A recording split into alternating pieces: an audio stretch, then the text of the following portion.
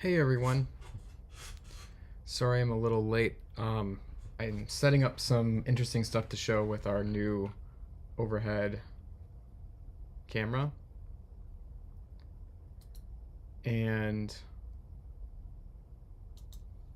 uh, was trying to figure out how to get to control the focus of my camera. I couldn't get the right drivers installed, so we'll just have to see how it works without that. But thanks for coming, and I'm gonna try to do more of a sort of some interesting things. Probably won't do any live coding today, but I do want to give a little update on the project, show some interesting things that I've been working on over the past couple days. And then I had this idea about kind of talking through and interacting, uh, not criticizing, but just interacting with a positive review of my work. And Michael Caine, who I see in the chat recently, wrote up a nice review of Uriel's Revenge, and I thought it'd be fun to talk about that. So I'm just gonna tweet quick to say that we're live, and then we'll get started.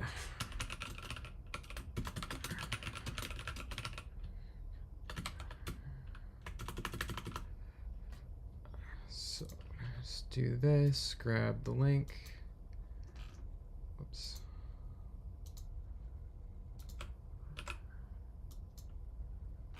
And then we can get started.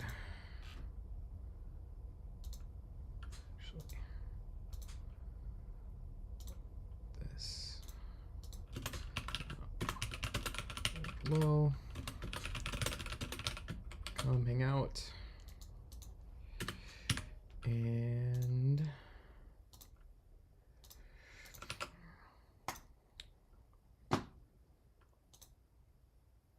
all right. Okay. So, yeah, there's a few things I wanted to get to. I just wanted to start with a little project update. So, I think the last, let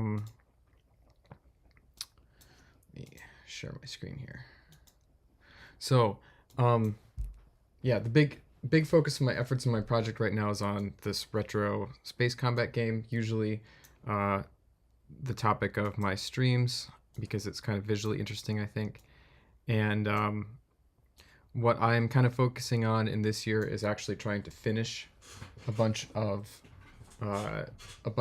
assets for it, and I'm focusing on the fighter ships. So I think the last time I streamed was around the 23rd or 25th. We were adding some details to this fighter that we had designed on stream called the Spire.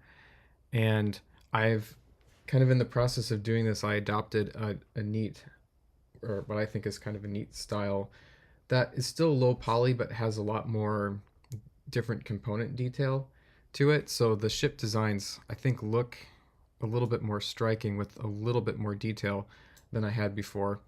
The major shapes are still very low poly, but there's lots of parts that can be different colors and have different materials, so that looks cool. Then on my lunch break programming stream, we updated things so that the shield generator parts are highlighted in the components view, as opposed to sort of a model of the shield. And I'll show what that looks like here in just a second. But that was kind of a nice little lunch break project, and it's just really making the game start to come to life now to see sort of complete sets of different components that you can interact with on these ships. Then I've just been kind of going down the list and updating the different ships with more detail, and that was something that I worked on this weekend and made some really nice headway on that. It's kind of a slog, but also I feel like it's making me get better at actually getting things done instead of dinging around with things. So I updated the needle, and then I'd finally finished these 3 ships: the Owl, the Flesh, and the Needle. And the neat thing about this was, it took some time and work just to design these components and stick them on, but I'm not trying to just slap things together. I'm trying to put things in reasonable places. And these low poly models are still kind of approximations of like what the actual ship would look like, but I wanted to put the components in places that kind of make sense, and I'll show some examples of that here. So I'm gonna fire up the scenario viewer, which allows us to look at these models in Blender, and I'll kind of show you what I'm talking about here.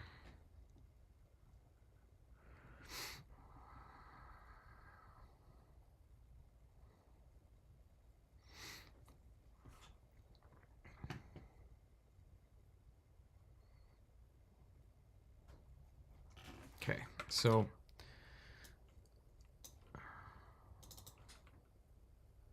let's give ourselves a little bit more room here. So here are our fighters, and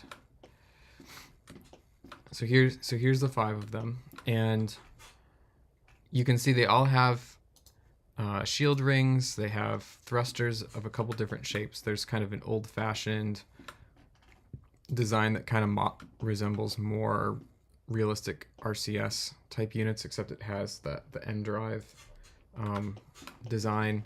And then there's a newer style design that's sort of like a triangle or delta shaped configuration that would have rings kind of set angled off in different dimensions. But I feel like I was able to do what I wanted here, which was kind of assemble these components in ways that make sense. So, I don't have radiators radiating into other parts of the ship. I have, I have sensors kind of aiming off into space without being obstructed. And the one detail that I added that I'm kind of excited about is the comm arrays. So each ship has antennas that could be used to communicate back to, other parent ships or whatever. I feel like the antennas add a lot of detail, and it was interesting thinking about where to place them so that, basically from any direction you'd be able to see you'd be able to see an antenna or part of an antenna, so they're not being shadowed. I did a lot of reading about antennas, and it's kind of interesting. Present day aircraft have antennas on the top or bottom, and that works for them because they're flying and there's satellites above or radio towers or whatever, but they're kind of on a flat plane. With spacecraft, they're not going to be flying on a flat plane. The mothership or whatever other ships they're trying to communicate with could be kind of any direction. So if you're going to use this style of antenna, which is what I am starting with, because it kind of looks cool, and I think it's probably the most analogous to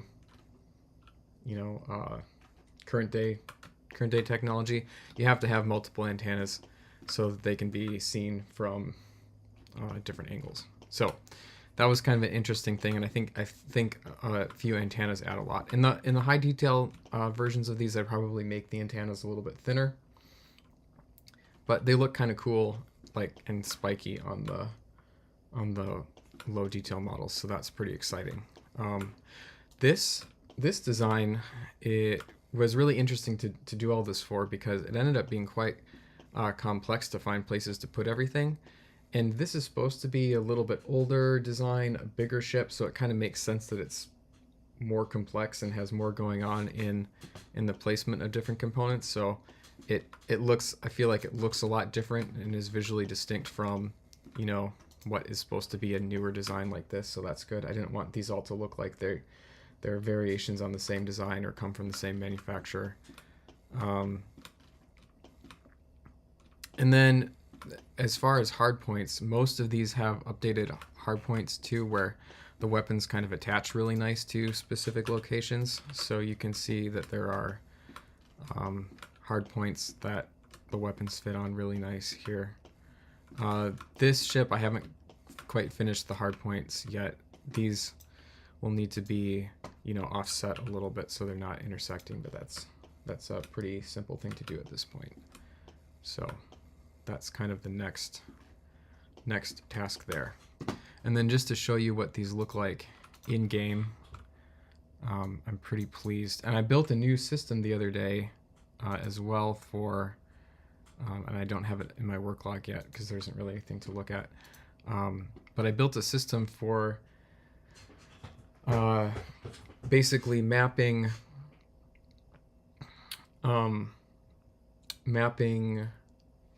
oh yeah, everybody's realizing that I started. Don't worry, you haven't missed anything yet.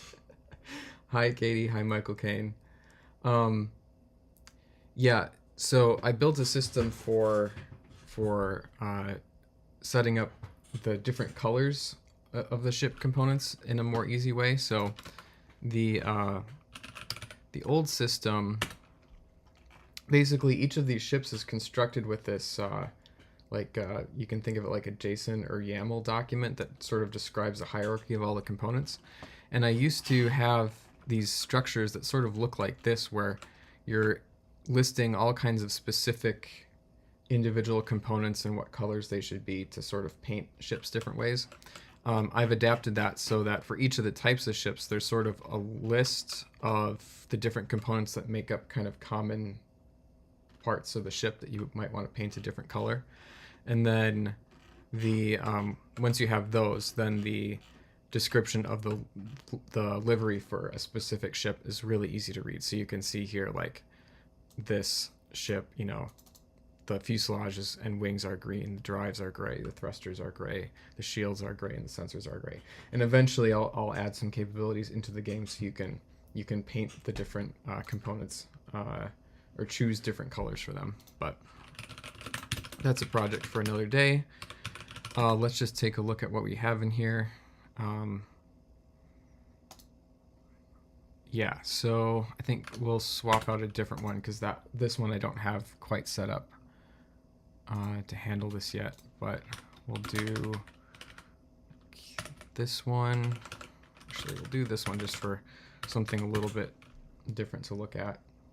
I've been showing the red and black livery. Here's green and gray, and you know, you can see all the different parts with nice low poly shading. And then specs view, when we go through the different specs, the different parts are highlighted really nicely, which is really cool to see.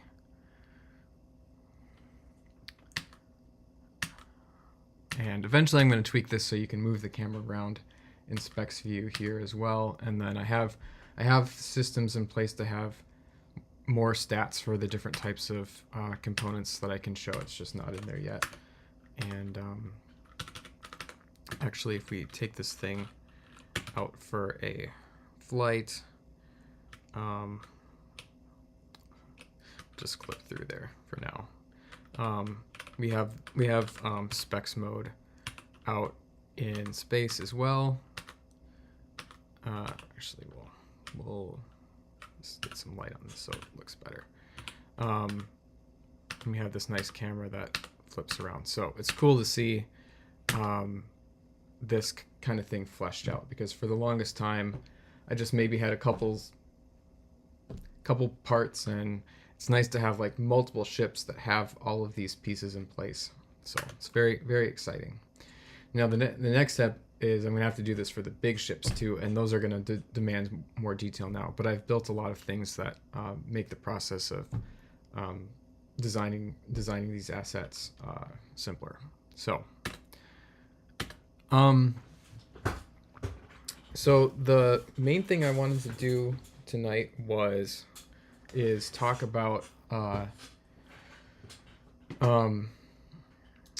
this cool review of Uriel's Revenge that Michael Kane wrote, and we're kicking around ideas about how to do like some different things we could do on our live stream, and I kind of brought up the idea of EFAPing a review. And in this case, it's not a video review, it's a text review, so I'm just going to talk through it, interact with it. But before I get to that, there is one other thing that I wanted to talk about here, And we'll talk about this in more detail later, but I just wanted to bring this up because something that I noticed on Twitter is that today, January 31st, is actually the anniversary of the release of Final Fantasy VII.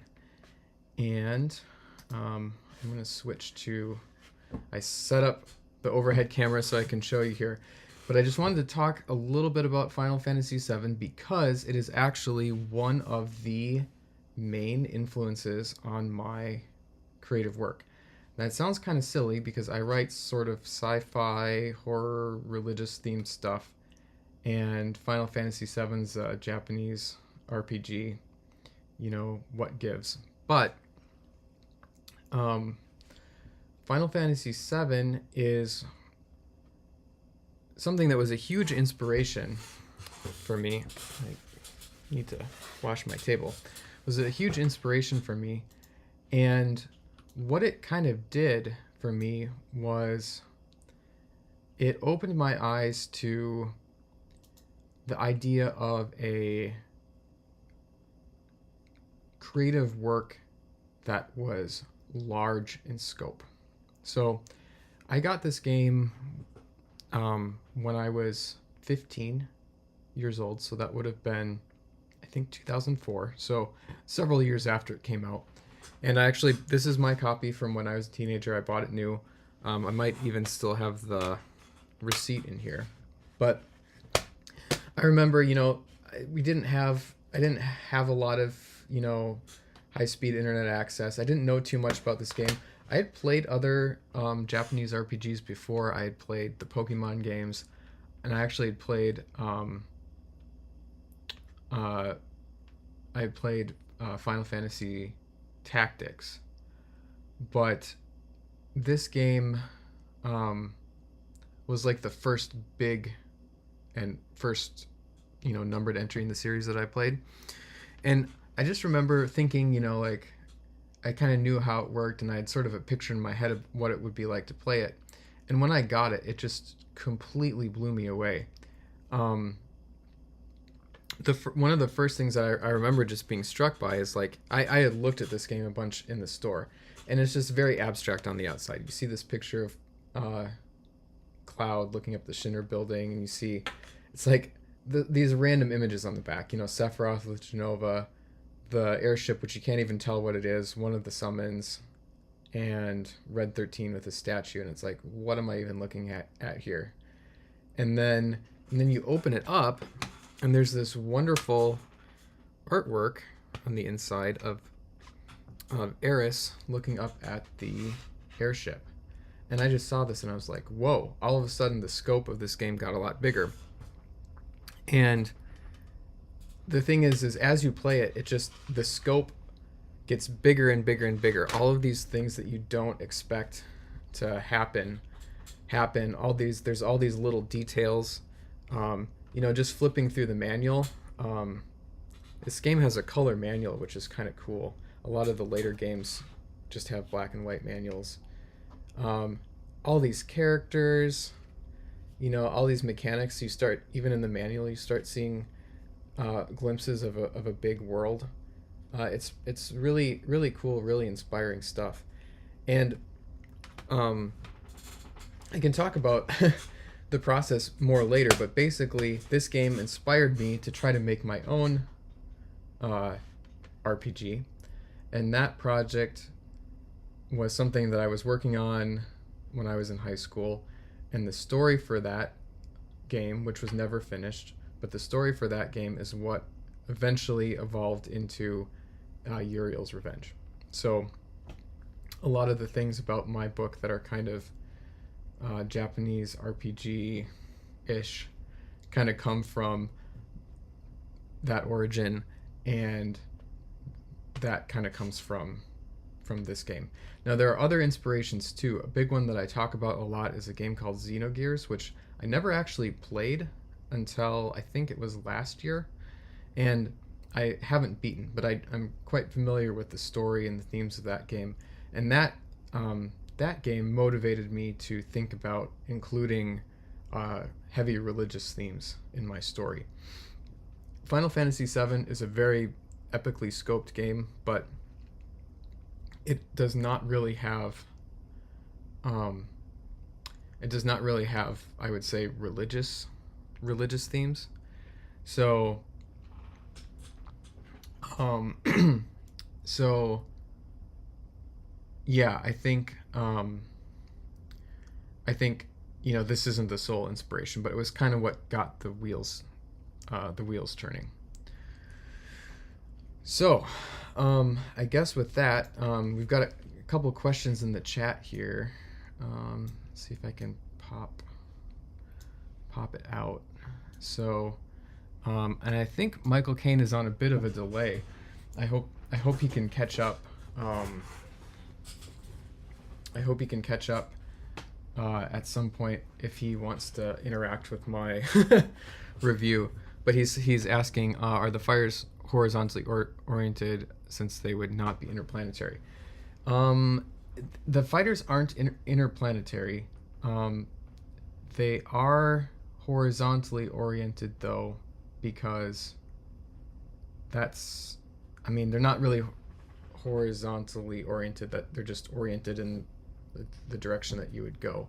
All the fighter designs in universe would be probably originally designed to be unmanned drones, but for reasons for my story having to do with my world, they would be manned, and people would sit in them basically the same way they do in fighter planes, because my understanding is that's ideal for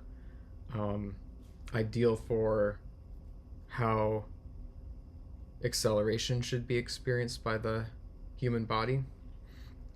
There are acceleration compensating devices in my world, so depending on how fast these things are accelerating, people might not experience that, so it might not matter. But yeah, they do kind of look like ordinary fighter planes, but that's not necessarily because they are not interplanetary. And then he mentions that he likes the moving arm. Yeah, that was fun. The moving arm was a fun project. Okay, so let's bring up the review here. And I read this when Michael posted it. I did not reread it today because I kind of wanted to react to it on the fly. And the purpose of this is to not criticize the review or explain myself so much as it is to just share it, talk through it, maybe provide some additional detail about some of the things it talks about. I know Michael Caine in the review has some questions or mentioned some things that he was wondering about, so I might be able to fill in some of those details as well. Okay, so let's get into it. I'm gonna maybe increase the font size here. Yeah, and I'm gonna actually just bring up a couple things here just in case. Okay, so he starts out, I love this. So he says, this is a good book. This is also a very hard book to recommend. This isn't a bad thing.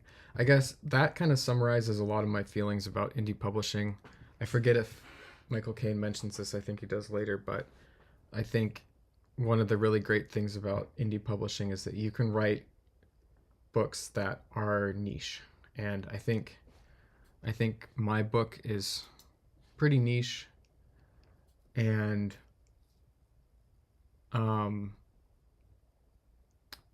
and it's nice to have found a group of people that appreciate that about it.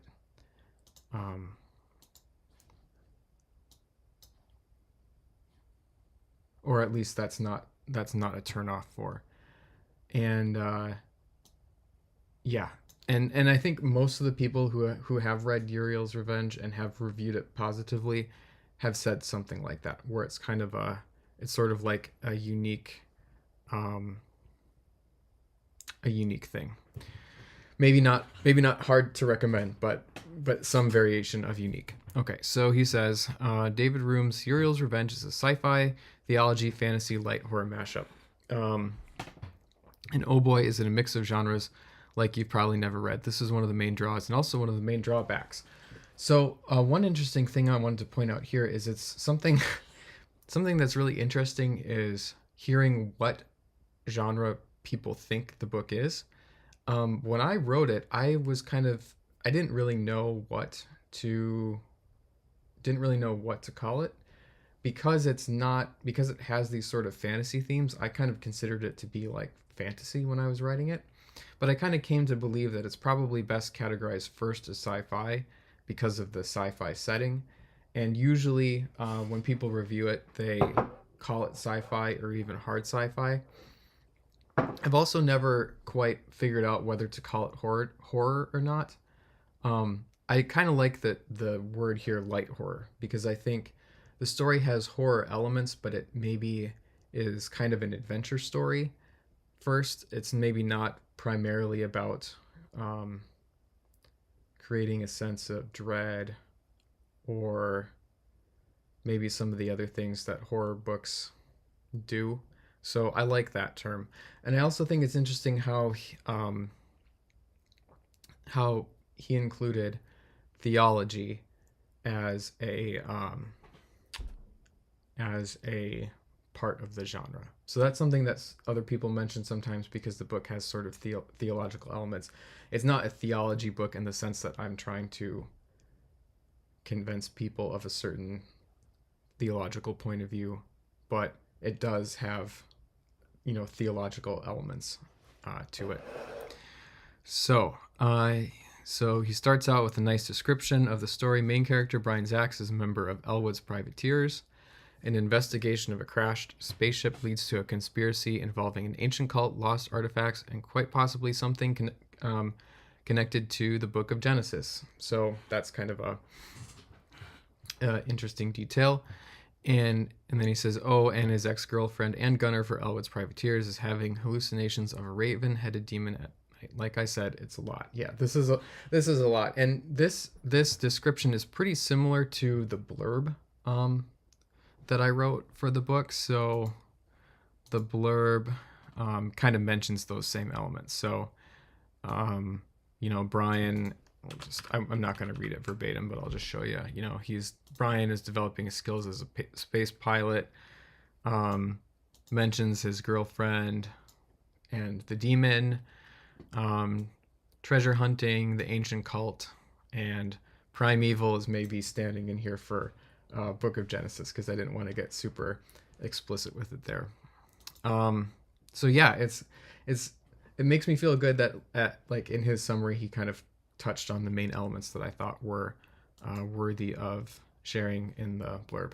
Okay, good. So Michael Caine's caught up to the live reading, and I've only just made it through the first couple paragraphs of your review. So let me dock my chat back in here so I don't lose it. Okay, good. So it's a lot, and yeah, it is. I think something that maybe I'm trying to think about for future books is how to get into the world without and how to write something and how to describe the world or describe the story without having to like check all of these boxes. It's something distinct that I like about Uriel's Revenge, but it might not be the best for every story that I want to tell. So that's interesting. So he goes on. So who is this book for if it's hard to recommend? Normally I do a good and bad list for something like this, but nearly every good I list might be a bad on someone else's. So let's just go through what sets this novel out. I think you'll have a pretty good idea afterward if this book is for you. That's something I agree with too. Certainly there are things that are good and bad, and I think there are things that are good and bad about my book, but I like the idea of is this for you or is it not for you, rather than good or bad. That's something I honestly think a lot about when I'm critiquing other people's stuff. Um, so that was sort of a pleasant thing to hear here. So the first thing that he mentions is something that I'm glad to hear. So he says, Room's world is incredibly detailed. This isn't hard sci-fi by any stretch, which I thought that was kind of funny because other people have called it hard sci-fi. I wouldn't call it hard sci-fi, but it is what it is. He says, but its world and technology are very well conceived. Room has a detailed vision of how spaceships work in this universe, and sometimes that bleeds through onto the page. I'd say that actually bleeds through onto the page quite a bit, because there's actually a lot of plot elements in the book that deal explicitly with how the technology works. So it's definitely not just a background element in the story. It has a bearing on like how the characters solve problems that they get into. So yeah, that's nice that was noted. And he says, you'll read about the main character checking over ship's maneuver logic and tightening up the programming. You'll read about different ships' maximum acceleration, much more accurate than any notion of top speed in space where there isn't air resistance. That's right. And you'll read a brief scene where a character uses quaternions to solve an ancient puzzle. No, you don't need to know what a quaternion is, but if you're a nerd who has heard the word before, you'll probably smile at the audacity of it showing up in a novel. This is a novel where there are action heroes, yes, but they're also thinking men. And sometimes they do thinking men things to solve the solve problems. Yeah.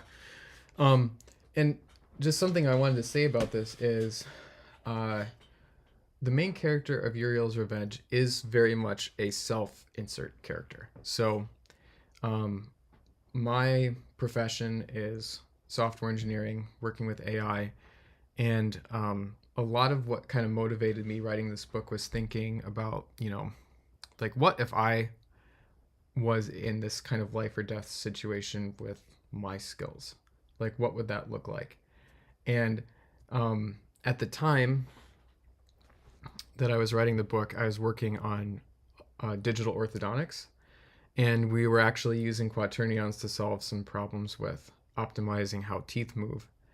And quaternions actually, I'll just show this.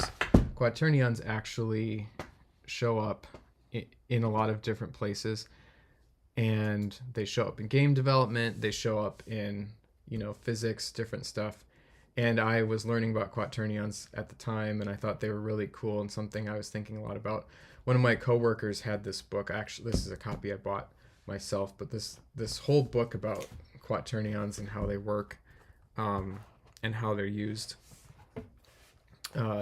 So it was something that was on my mind a lot, and it was interesting to think about, okay, what if these things were being used for, say, spacecraft maneuvering? Or what if they were actually the way that this ancient race of invisible demons described things? So it was kind of an example of writing what you know, but transplanting that into a fantastical setting. And Michael Caine mentions here that game development is where I heard about them. He says, I had a friend that sent me a video on how we figured out the math surrounding them. Yeah, the thing about quaternions is it's a really neat topic because it's really rich. They're really rich in different applications. The story of how they were discovered is really funny. Hamilton, who's the guy who discovered them, kind of was just thinking about how different number systems worked. And then he was talking to his kids about it. And he had a little daughter who was like, well, how do you multiply groups of 3 numbers together? And because he had, he had sort of figured out, and there were known ways of dealing with what we would call complex numbers now, which are like pairs of numbers. And he didn't have a good answer. And then eventually he was just walking out for a walk, and he had the idea come to him, and he carved it into a bridge. And there's still like a plaque there on the bridge, so where he had got the idea. So they're just a rich thing for a lot of different reasons. And in game development, they're often used for, I believe they're used a lot for animations and specifically cameras.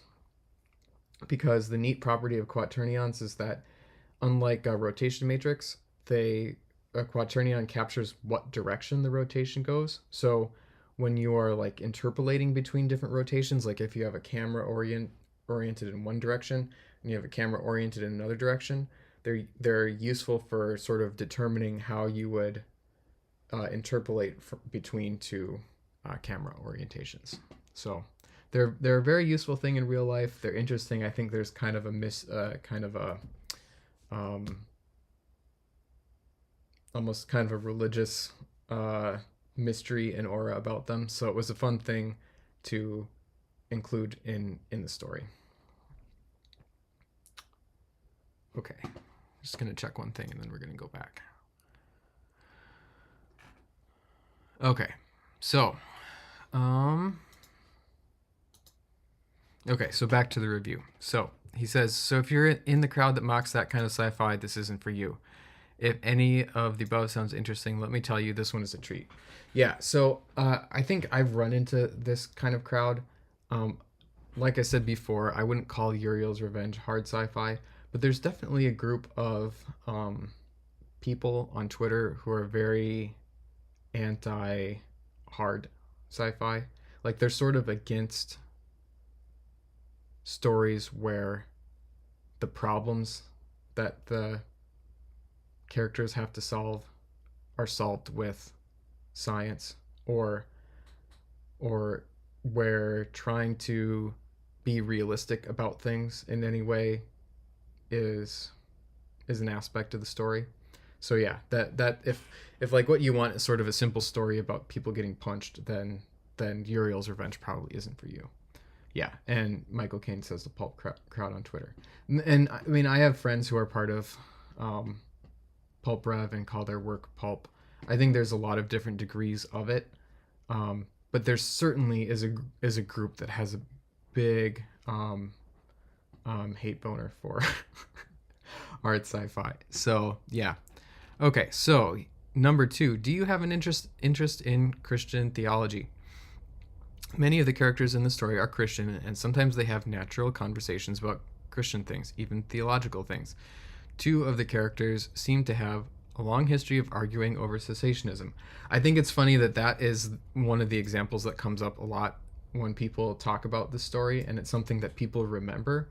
It's kind of an offhand thing in the story, although it does relate to plot elements, and it's also one of the first things that happens in the story. So I don't know if it's just because it's like one of the first things that happens in the story that people remember it, but I think it's kind of funny. And then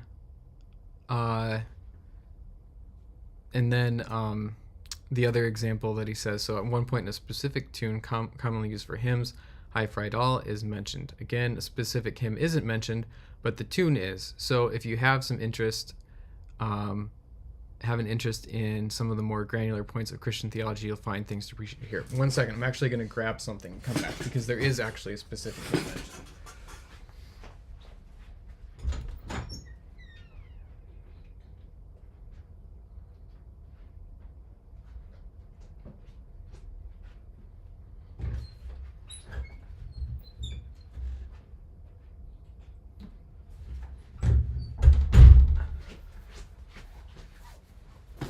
So, let's see here. I'm going to just bring up Uriel's Revenge quick. Okay, yeah, so Psalm 91. And this,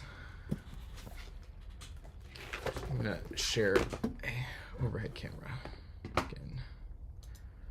Okay, so this is the Trinity Psalter hymnal. This is the hymnal that our denomination uses. It's a joint project of the Orthodox Presbyterian Church and the URCNA. And let's see here. So the specific hymn here is this 91B, Who with God Most High finds shelter. And you can see High Friedel is the setting. This, I'm not going to sing it for you right now because I don't like my singing voice, but this tune is most commonly heard as a Christmas song called Come Thou Long Expected Jesus, and it's my favorite Christmas song. But something that we do in our church and in the denomination in general is we sing a lot of psalms. So this is a Psalter hymnal, right? So the first 100 and however many psalms there are each have a setting of a psalm to other tunes. And this particular hymn I actually sang. So I have a friend who goes to my church, and when we were in college together, I visited what was a church plant of the church that we visited, that we attend now, in the town where I went to college. And when I visited there, we sang this hymn, and I thought it was just the coolest thing ever because it's one of my favorite tunes, and it's neat to sing. It's like just basically explicitly sing scripture to it. And I think it also fits with the story really well in kind of a subversive way. And something else that maybe I want to mention here is that, there's a certain crowd on Twitter. I think they have a lot of overlap with the anti-hard sci-fi people who just really hate subversion. And I hate subversion too when you're subverting good and pure and lovely things. But I think sometimes like subverting expectations is interesting. And I think this song is interesting because it is basically a song that is about God protecting somebody, right? And it uses a lot of really interesting imagery to that extent. I will say to God, my God, my fortress where my trust is stayed from the fowler's snare. He'll save you from the deadly pestilence, cover you with outspread pinions, make his wings your confidence. And there's some specifically sort of warlike imagery here. God's truth is your shield and buckler. You will fear no ill by night, nor the shafts in daylight flying, nor disease that shuns the light. So there's imagery of like being armed with armor and shield, and being attacked with arrows.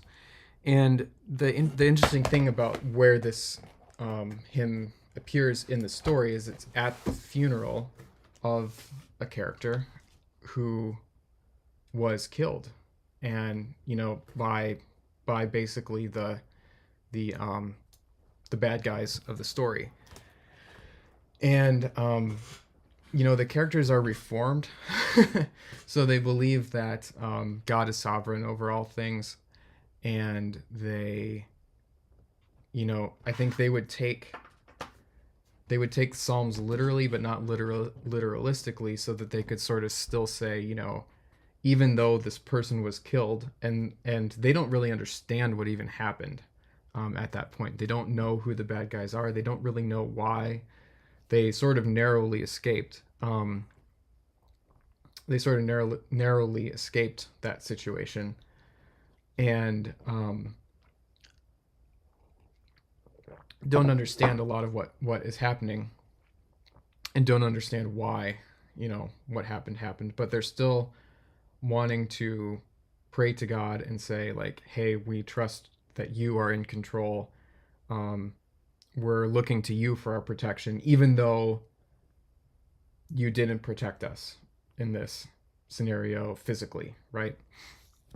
The other interesting thing is that there's the language of like God having wings, and the demons in the story all have wings. So, and there's eventually some very powerful like sort of demon protagonists that a big deal is made of their wings in the story. So that's kind of an interesting, maybe coincidental, maybe not, thing about that song. So, all right. So going on. So he says, less interested, well, that's okay. Much of this is natural and in passing, and it's not an enormous part of the book. Room makes sure to explain information you need to have. But if you're hostile to reading a story about Christians that act like Christians and talk like Christians, well, you would probably better steer clear. I definitely agree with that. I'm just going to check what this notification is. Okay. All right. So, going on. 3. On that note, the said Christians don't always act like the best Christians. They sin, make mistakes, use curse words, have sexual relationships that they know they shouldn't, etc. They're, in fact, rather human and struggle with human things. So if you're a little sensitive to that, maybe steer clear. Yeah, so this is something I thought a lot about when writing the story. The characters swear a fair amount in my book, and I tried to keep the swearing to times when that, like, I would swear, right? I try not to make a habit of swearing too much, but like if you're in a life-threatening situation, you like, I think it's realistic to swear, so I wanted to do that. The sexual stuff is actually pretty important part of the story for both plot reasons and for thematic reasons. So the kind of B plot of the story is the main character struggling with his love life, basically. And it was kind of fun to write because it allowed me to talk about some things related to that I think are interesting. And I tried to make that stuff relevant to the plot too, because his relationships with the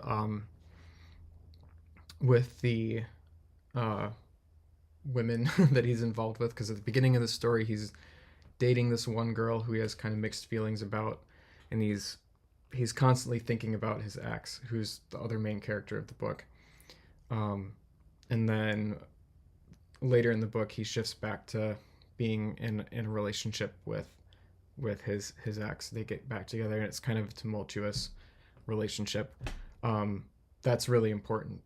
Like, both of them are important to the story. They put him in the right place to be involved with different things, and they actually give him some powers kind of according to the magic system of my stories that is not made clear in this book but will be important in future books. So those elements are there not just because, but for, like, they're part of the plot and the facts of how things work in the story. Okay, so other assorted thoughts. So he says, 4, I mentioned earlier that this was a very technically detailed book, but you should know that it's very information dense in general. There's a lot going on with many factions and sub-factions and quite a few characters for a book of its length. I think, just before I go on here, I think probably there's more factions and sub-factions. I think that's probably a bigger problem with this book. I think typically books have a lot of characters. I don't know, it seems like in general when I read books there are a lot of characters. I think Uriel's Revenge has maybe about 10 or 15 named characters who actually have dialogue and interact. I don't know if that's a lot.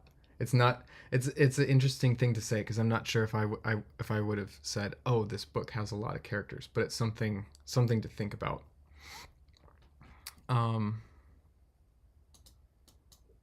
Maybe it's more than 15. I don't know. I should make a list. I have lists of characters in my work log, but it's sort of a list across all of my books, so it's hard to break it down by book.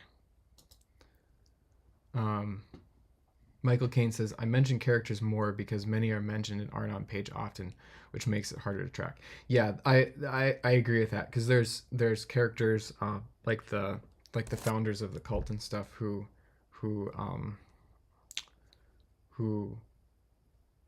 existed in the past, or you have people like Alan's father. And I know you mentioned, I think later in the review you mentioned Pascal, who is kind of named.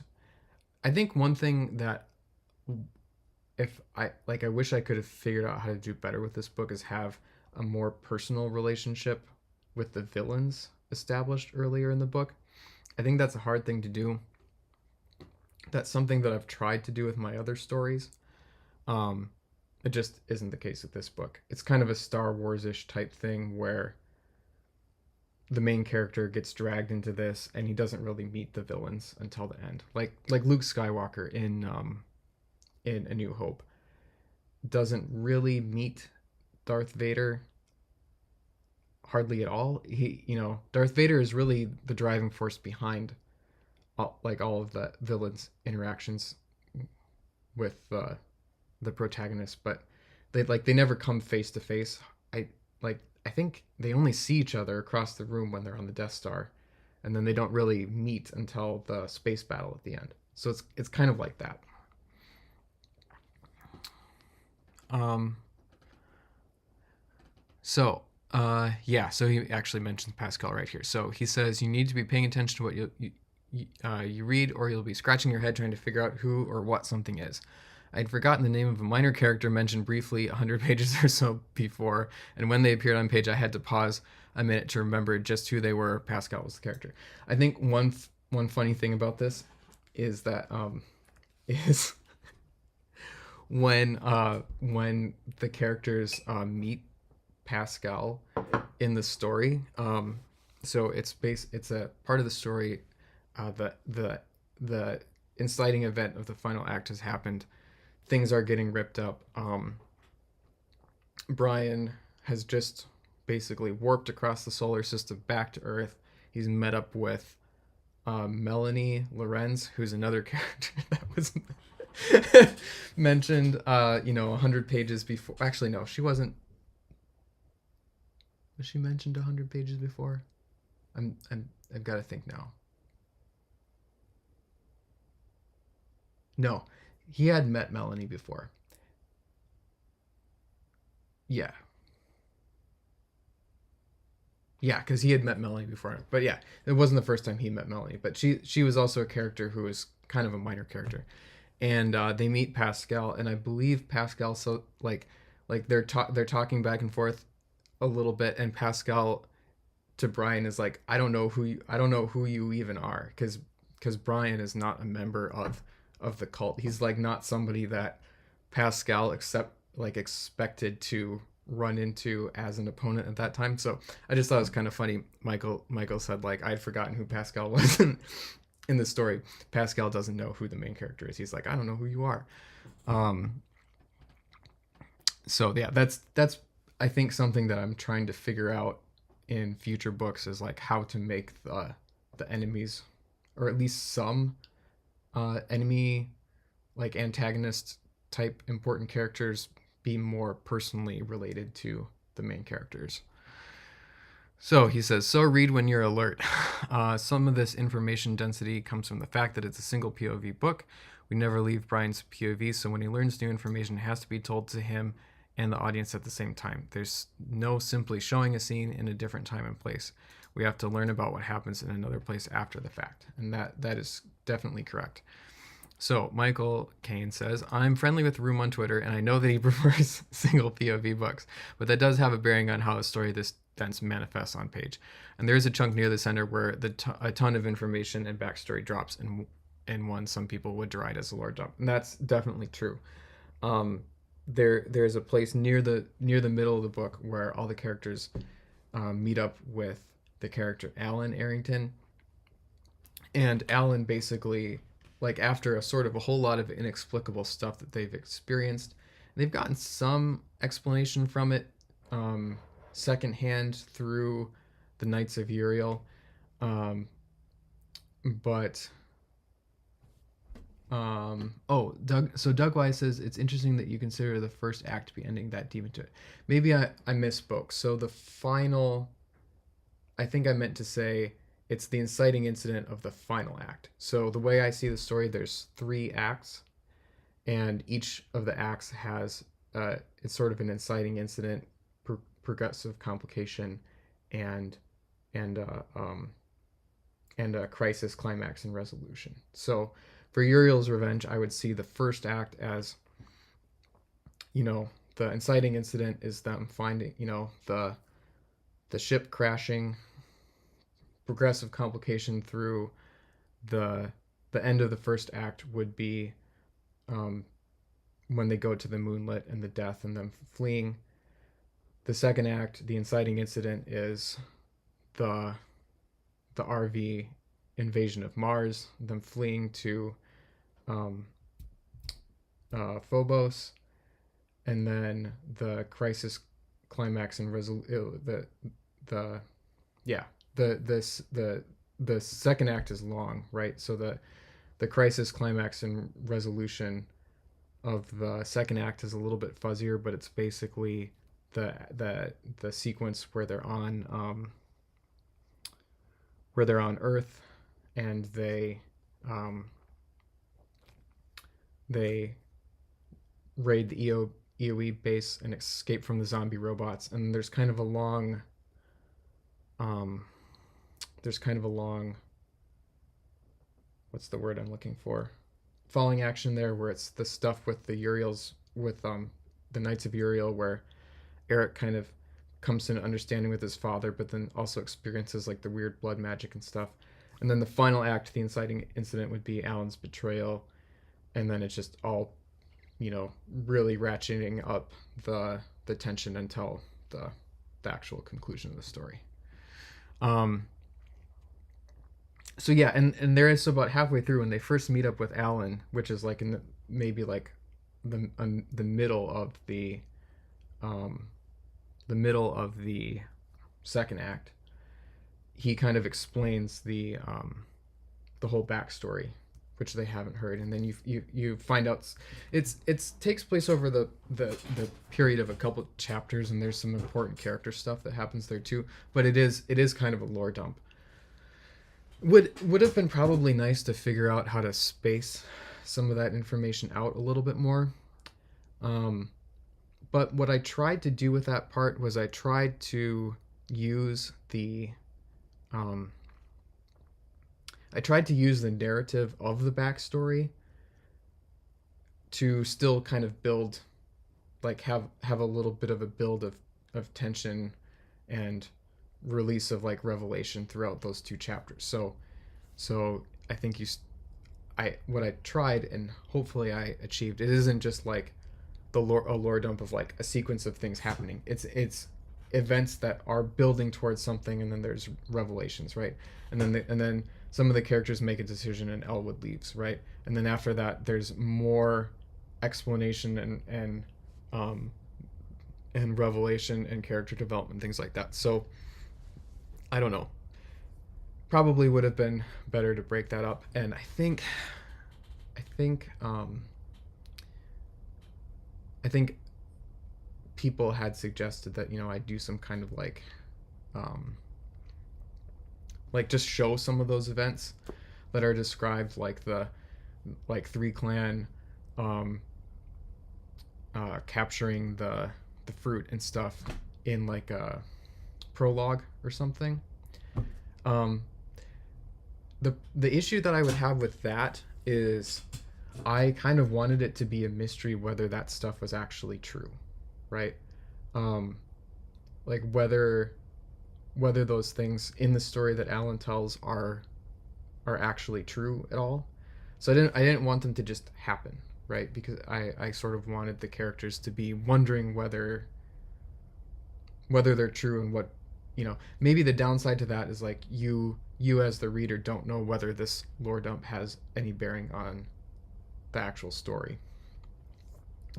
and maybe it doesn't, but yeah, that's kind of what was going through my mind. And yeah, Michael Caine points out something. He says, "I personally don't have an issue with it, but folks that hate the Council of Elrond are going to complain here too." It's funny that you mentioned the Council of Elrond, because the Council of Elrond is always where I got stuck trying to read Fellowship of the Ring as a kid, but now, now I love that stuff. I love the Shadow of the Past chapter. I love the Council of Elrond. It's like some of the best stuff in Lord of the Rings. So maybe that's just me. Um, Yeah, and Doug says it wasn't terrible. I think some people would have drawn the info dump over chapter 2 of the journey. Yeah. And the journey is a little difficult in this story. There's like the journey that they have is just like on like being on a ship. Um Michael Caine also says something. So he says, interesting. I think most people will assume it be true by default just because of the presentation. And I I would think so too. The interesting thing though is in Uriel's Revenge, Alan, who is the protagonist who explains all that stuff to them, eventually betrays the rest of the party. He doesn't he doesn't do it with the intention of hurting them. He's more out for his own revenge. But I think it kind of says something like he kept a lot of information from them, and was maybe not, he wasn't honest about his own motives, because he initially was saying that he went along with the Knights of Uriel's plan to try to destroy the tree and stuff. So yeah, like I think probably at the time readers would assume that it would be true, but maybe looking back on it, you might think that it might not be. And Michael has another interesting thing. So he says he admits that he saw the betrayal coming a mile away. I didn't know why, but it really seemed like it was coming. That I'm glad to hear that too, because I did try to plant some pieces of evidence for that. Alan is really pushy throughout the story, so there's a scene or two where he kind of like makes assumptions about Evie following him, and there's some internal dialogue where Brian's kind of seeing that Evie is gonna follow him, but like Brian is kind of trying to protect Evie from Alan. And yeah, I feel like there's some evidence that I put in there to try to signal that. Another one is that Evie feels like she belongs with the Knights of Uriel. Like when they leave the Knights of Uriel headquarters, Evie says something about like wanting to come back or feeling like she belongs there, which is odd. Like she's not related to them by blood at all, but I think the intent of that was that she maybe trusts them more than she trusts Alan. So she's got some intuition that Alan's motives are not the best. Actually, now that I think about it, I want to say there's some dialogue between Brian and Evie at one point too, where they're kind of like, can we trust Alan? And they were kind of like, we don't have a choice. So Michael Caine says, I wasn't sure I trusted Eric, but then when Alan came, I was like, nope, Eric is fine for now. Alan is suspicious. Good. Okay, so. All right, so I think we read this. Friendly with Room on Twitter, prefers single POV, pay attention, everything you need is there, etc. Okay. So.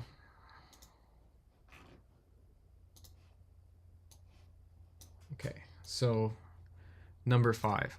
The coolest stuff I really don't want to spoil. That's all the connections in the book of Genesis that I mentioned in my tease and how it links to the rings of Saturn and Mars, and trust me, it will make sense when you get there. I'm glad that it makes sense.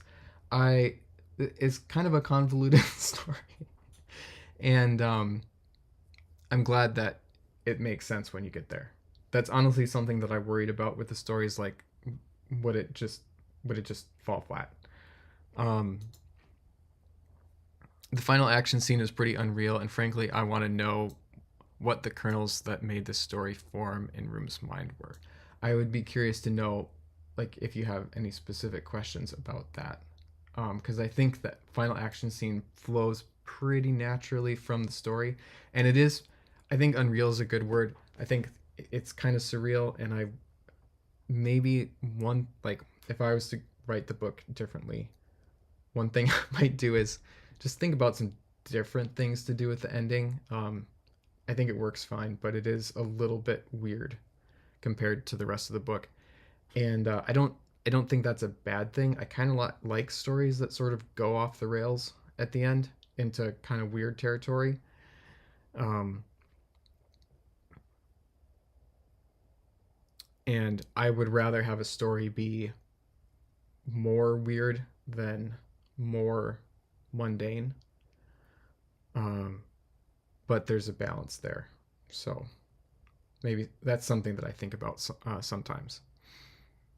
Um, Doug Wise says, I too tend to assume that exposition is 100% true. Maybe a reread would make it more obvious that the character's obscuring things. And Michael Caine says, sci-fi has a long story tradition of getting weird at the end. You're fine, lol. Did you have any specific questions about the kernels or the story? Were you just asking about like what specifically like was the inspiration for that scene, or um, anything in specific that I can that I can answer? I'll say one sort of interesting thing is that for most of the time that I had this story, and I had some variation of this story in my head for maybe about 10 years before I wrote it, I didn't really know how the ending would go. So, and there were obviously a lot of middle stuff that I didn't have figured out either. But I basically had all the way to where the characters get to Umbriel. So basically, Brian and Evie and Eric and Alan are there, and then I knew that the the bad guys would be there too, but I didn't really know. I didn't really know what would happen. Like it seemed like at that point the bad guys would have um, a huge amount of power and a really big advantage in that situation. So I didn't really know how the good guys would win, and it was I think it was after I started writing the story that I came up with um, the twist that sort of enables the the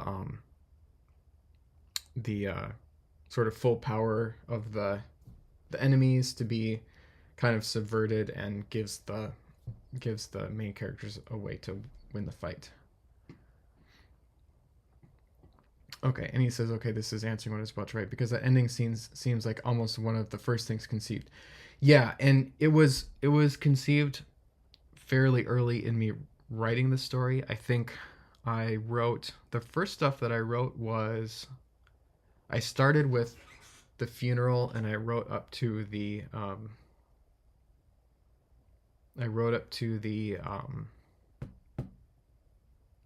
invasion and where they escape from Mars.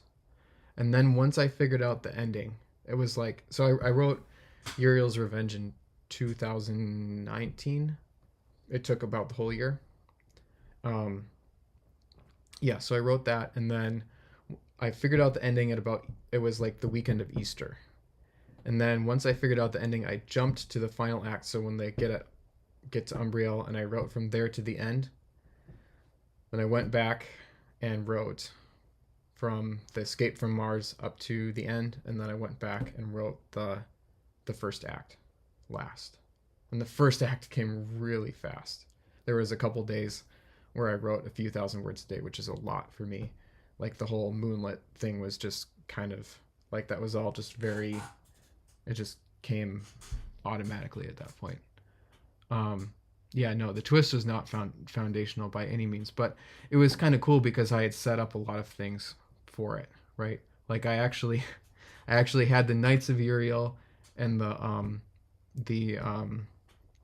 the fragments of the blade and all that stuff was there before I knew what the twist was. And Michael Caine says, I've got to write chronologically or I'd go insane. Yeah, my second book, The Fountain Mechanism, I wrote basically chronologically. I wrote through, skipped maybe like 10 or 20 or 30% of the middle of the book. And then went back and wrote that at the end. But for the most part, that one was more chronological, and that one was less planned though. It was more figuring it out as I went, so it was a bigger pain to edit. I would definitely outline more, and but I think when you have a good outline, you don't have to write chronologically. At least I don't. Yeah, Michael Caine says, I'd be really worried about the amount of editing it would take if I went out of order. If I go in order, at least I can always adapt the story to what I already wrote. Yeah, I think that's true. I think a lot of things though aren't really too hard to fix. And I think either way, I would want to sort of write through without going back and editing. And I did that with all my books. I kind of wrote through and didn't go back and edit much at all until I had basically the complete first draft. Okay, so he continues. So again, if you like weird, unique sci-fi with biblical underpinnings, this one is going to be a treat, and I promise it's weirder than anything you're imagining. I'm glad to hear that because I like things that are bigger and weirder than what you expect. And he says, and that's the real joy here. David Room has written a book that no publisher on the planet would dare print. It's too Christian for a secular publisher and too dark and edgy and weird for any Christian publisher. This is the sort of book that can only exist as an indie, and I'm glad that spaces exist for this sort of thing. Yeah, and that's kind of what I said at the beginning. I think that's what I like too. He says, I've never read anything quite like it, and frankly, I doubt you have either. So back to the beginning, I said it's hard to recommend, not because it's bad or covered in warts. I could nitpick stuff, but as an author myself, I can always nitpick what I read. Yeah, and I can nitpick plenty of stuff about it too. I think my writing style has changed somewhat since I wrote it. Lot of different things. But he continues, it's that this book is the very definition of niche. And concludes by saying, I hope you can tell if you're in this book's target audience from this review. Uriel's Revenge is the kind of book that made me laugh out loud several times, not because the book was funny, but I was gobsmacked by the audacity of the story Room dared to write. Trust me, it's a ride. It's funny that you say that too, because I think there are a lot of things in this book that sort of seem silly if you describe them. So I could definitely understand that reaction, but I think like you said, not because the book was fun. Like, I don't really think it's a funny book. I think there are funny things in it, but for the most part, I think those things, like the crazy situations, aren't like, haha, this is crazy. It's like the story, like, they work in the moment because the story takes you there. That's something I'm really proud of this book. So yeah, that's the review. I don't know if anybody has any more questions about it, but I really appreciated this review because I think it got at the things that were important to me. I think I'd rather write a book that some people really like and other people say it's not for me than something that everybody sort of appreciates but is kind of mediocre or unoriginal. I don't want to like turn people off from my book, but I often think about The Last Jedi. And I think The Last Jedi is not a good movie, but I appreciate the sentiment of, I want to do something interesting that's not for everybody. I don't. I think like with Last Jedi, it was subversive in the wrong way, in that it just sort of threw out things and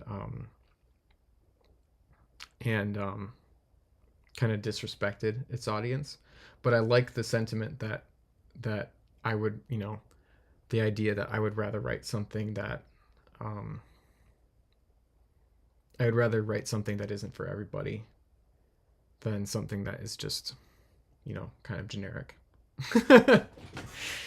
Yeah, and you know, The Last Jedi is not a good movie, but I think, in my opinion, it's way more interesting than The Force Awakens because it's weird, and and you know, the things that he wasn't afraid to do were bad, but he wasn't afraid to do weird things. I'd like to think that my stories are more coherent than The Last Jedi, but I think they have that sort of attitude of I'm not afraid to do weird things that might be offensive or not even offensive, but just not everybody's cup of tea. I mean, even just going back to some of the some of the um, some of the themes and content of the book. You know, after I wrote this book and was trying to figure out how to market it, I found a group of indie authors on Twitter, and I read some of their books. And I mean, like, one of the things that I noticed about a lot of that stuff is that there was no, um, like, there was never any sex, and I mean, and I'm not just saying like sex, but um, there was no,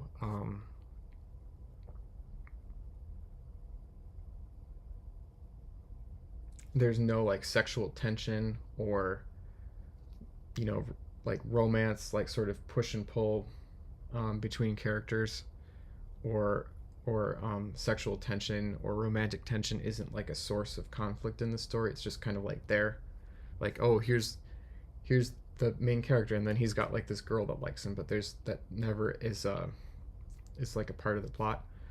And that's just something that I think is really interesting, and I don't see a whole lot in this scene. So yeah, I mean, it's I'm assuming that other people don't write it because they aren't interested in it. Like, you want to write something that you like, and this is something that I like. So, um, you know, it's kind of a distinct thing. Doug Wise asked. He says the limited denouement was distinctive. Any other rationale than that's the end of my story? Um, so I think at the time at the time I wrote it, that the main rationale was that's the end of the story. I didn't have a very clear vision of what would happen next. And I still don't necessarily. Um, I kind of liked the ending of the story too, where basically they warp back aboard the Summerfield, and like everybody's just kind of in shock, um, at what just happened, and just thinking about what would happen next. I feel like what would happen next just wouldn't be very interesting compared to what happened before, because basically you have a whole bunch of characters who basically had this completely extraordinary supernatural um, adventure that they can't really, it's hard to say like what they would do with it. um, you know, there aren't really other characters that need to know about it that they could explain it to. um, you know, there are maybe a couple, there's definitely other mysteries to be solved, and it's gonna, like other books that I've written, and will write will get into that stuff. But I just felt like immediately there wasn't a whole lot that there wasn't a whole lot that would happen. And so one interesting thing is so the year after I published my second book, I started writing this sort of side story trilogy, and the third book in that side story trilogy, which I wrote a bit of, actually does take place pretty much right after Uriel's Revenge. There's basically a main character to that side trilogy, and then she kind of joins up with the main characters of Uriel's Revenge, and they have to solve some problems together. And overall, I didn't like how that story went, and it's probably not going to see the light of day, and probably the lore stuff that happens in it is going to be, not a thing. So I think mostly what happens after after Uriel's Revenge is that the characters just lay low for a while. There are some things that they're going to start working on. Evie's probably going to dig more into her past. Find out more about Alan, find out more about her mom.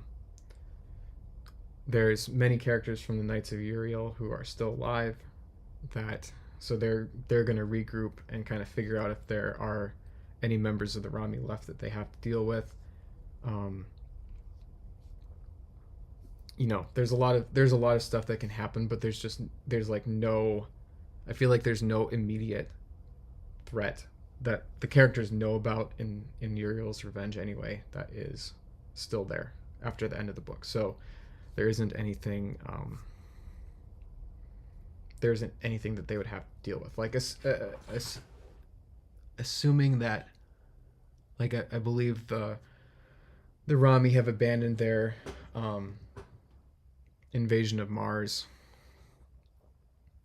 so they're not there's no immediate threat to anyone in Concord or anything like that. So yeah, there wasn't really anything that sort of immediately needed to be done at the end of the story.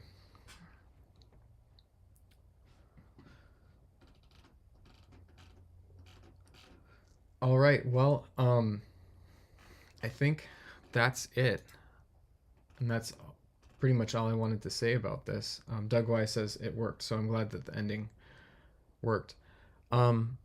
Thanks again to Michael Caine for writing such a nice, thoughtful review and giving me material to use to talk about my book. And there's some other reviews that my friends and acquaintances on Twitter have written that I'll go through some other time. I think it's kind of a fun thing to do, and a fun jumping off place for talking about stuff, because I don't want to sit here and just sort of ramble about my story. So it's nice to interact with stuff. Yeah, Michael Caine says, as a writer, I think it's kind of dicey doing reviews, so I needed to be real thoughtful about it. Yeah, I don't know. I think it's fine.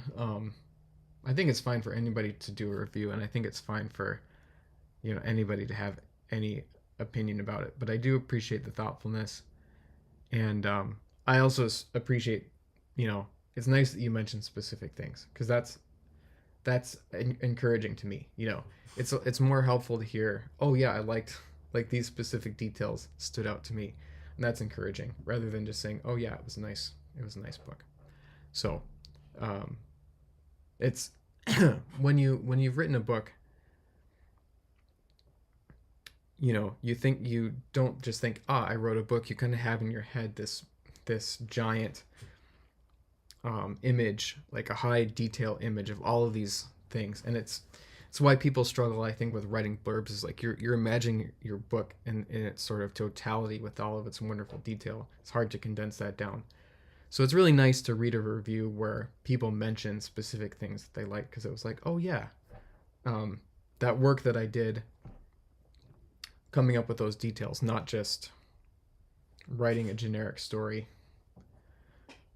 that the work in adding those details was appreciated. Yeah, okay, so Michael Caine says, yeah, it's possible to get yourself in trouble. It certainly is. Certainly is, especially when you're trying to navigate, cross promotion and things like that.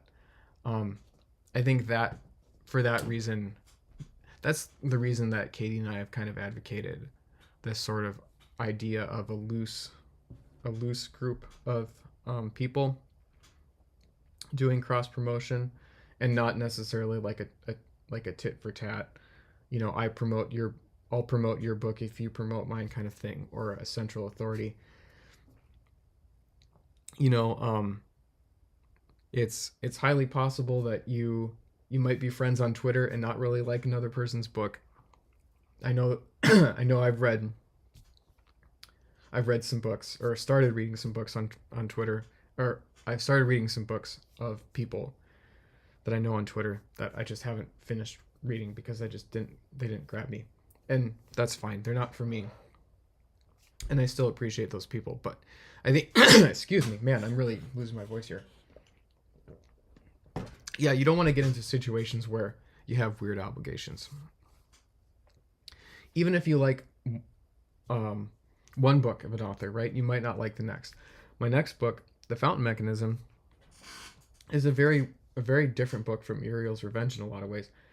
It has a lot of the same elements, but it has a lot of different elements. There's not as much of a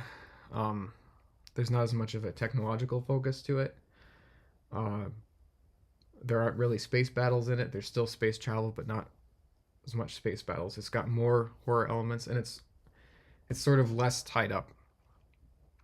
There's a lot more kind of weird things that happen, and it's more about like weird and creepy images than maybe solving a mystery like Uriel's Revenge. So it's entirely possible that somebody would read one book and not like the other. And and we don't want to make a space where people are obligated to like and promote other people's books. So, but I'm glad that Michael did, and that he left the nice review. So, yeah, I think with that, I'm going to wrap it up. Thanks for watching, everyone, and another night soon, I'll do another programming stream. I'm kind of heads down with with stuff that isn't super interesting, but there's a couple of nuts that I want to crack on the project here, and I probably will start working on them tonight, where if I can answer a couple technical questions, there might be some nice programming to do that will have a sort of easy, nice visual payoff. So stay tuned for that. I'll definitely be working more on ships and stuff too in the coming weeks, because I'm checking off my list of content that I need. So yeah. So Michael Caine asks a good question. Have you modeled the Martin Luther? And the answer is sort of. I have not modeled the Martin Luther specifically, but one of the ships that I have modeled is of the same type. So the low detail version of it, I'll show you what it looks like. And so it is this Corvette here. So it's not a super not a super attractive ship necessarily, but it's got the four drives. The Martin Luther in Uriel's Revenge has landing gear, so it can land on the planet's surface. So the landing gear, I imagine them being kind of like, they'd be sort of attached here, kind of beneath these radiators, so they would fold out and kind of stand on the ground, and it would be vertical like this. I don't have the detail of the ladders and stuff, but basically the ladders, like where they climb up, would be like they would climb up like this, and then there'd be a hatch here. One detail that I got wrong in the book is I describe the Martin Luther as being, I think I describe it as being like 8 stories high or something, and that's too short. It's quite a bit taller, because even when you just think about the description of it in the book, there are like 4 stories, like roughly 3 or 4 stories at the top of the ship from the point where you come in the hatch. Because there's like a lower level that has the quarters and showers. There's sort of the common room area, and then there's the bridge at the top, and the bridge has high ceilings. So, and it's more than twice as high as that sort of top area. So the bottom would basically be all filled with fuel, the reactors, like uninhabitable parts of it.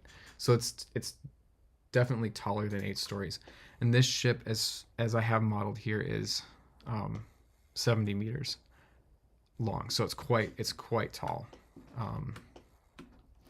But a high detail. So actually, there's a couple other pictures of it. So the goldenrod stripes that I mentioned in the book would look something like this. So this is the livery project that I was working on, or the markings. So they would look something like that.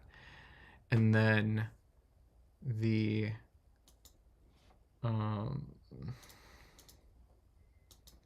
little bit more realistic view of a ship like it would look like this. So I need to build some more capabilities, but this is kind of what it would look like with the windows at the top where the bridge would be. The heat, I call them heat sinks in Uriel's Revenge because I hadn't learned about radiators exactly. If I revise the book, I might rename heat sinks to radiators, but that's where the radiators are, and then the drives at the bottom. And you can see the docking ring here in this illustration. So yeah, it would look something like this, but with goldenrod stripes. Michael Caine says that he's had a lot of issues trying to figure out the ship and its size. And yeah, I haven't spent that much time on it. It's something that I'm only starting to get into after a couple years of focusing on the 3D modeling aspects of my project, that I'm getting into like actually looking at sizes of things in more detail. But the way I'm building things, it's very easy to rescale things to be the right size. So it's not something that I'm super worried about. But he says the best that he has is a Minecraft model a friend made, which is mostly accurate. Yeah, I think it's helpful to have some idea. Maybe just a piece of paper where you can draw things. I think when you look at my ships, the sizes make sense. They might be a little bit large or small, but I did put some effort into that. So like here's a person compared to one of the fighters, and this person is like 6 feet tall exactly. So you can see kind of, these are this one is actually quite large.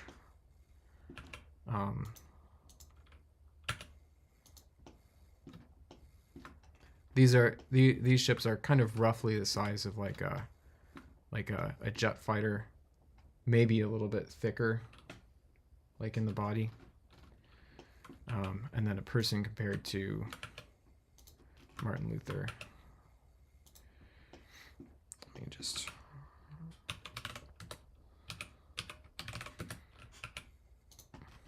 can kind of get an idea. This generally seems like, you know, around the right size, maybe a little bit too big for the sort of spaces that are described. Like this would be where the bridge would be. Maybe a little bit big, but maybe the outer layers of the ship have some thickness to them for holding fuel and different components and stuff like that. So yeah, it's tricky, but something that I'm definitely working on. And I've constructed stuff in such a way that rescaling shouldn't be too big of an issue. All right. Well, thanks everyone for coming. I'm gonna call it here for tonight, and I'll be back soon with more updates, and we'll have a bigger discussion about some more inspirations like Final Fantasy VII or some other stuff next time.